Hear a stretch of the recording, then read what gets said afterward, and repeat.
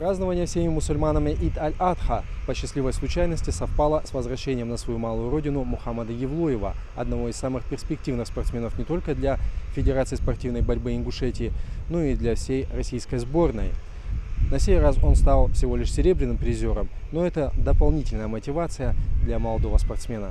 В аэропорту Магаз чувствуется эмоциональное напряжение. Сегодня здесь встречают серебряного призера первенства мира по спортивной борьбе 2019 года. Буквально 3 назад у нас закончилось первенство мира среди юношей. Там у нас выступал Евлоев Мухаммад и Батажев Ахмед. К сожалению, Батажев в тройку не попал. Серебряным призером первенства мира стал Евлоев Мухаммад. В общем, можно сказать, Мухаммад дрался, бился.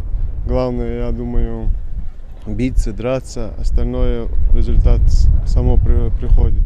В общекомандном медальном зачете российская сборная стала третьей. Мухаммад шел на серии побед, как говорится, разбирая по запчастям одного за другим соперников. Лишь в финале фортуна отвернулась от нашего борца. И это полезный опыт станет стимулом для предстоящих побед. Конечно, после усиленной работы над ошибками. Мог бы лучше выступить.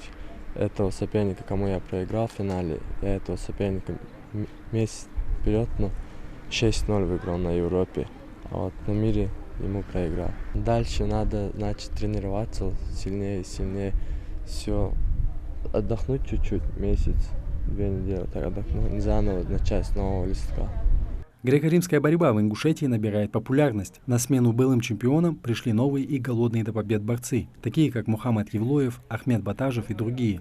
А уже на их замену подрастает новое поколение фанатично занимающихся борьбой. Они-то и составили команду болельщиков в аэропорту. Несмотря на малочисленность группы поддержки, их энтузиазма хватило бы на целый футбольный фанатный сектор. Я видел выступление его по телевизору, и он хорошо боролся. Я смотрю, как они борются, и делаю эти же приемы. Я сам уже хорошо начинаю тренироваться по их стопам. Я тоже хотел, чтобы меня так поддерживали, поднимали флаг и всегда так встречали.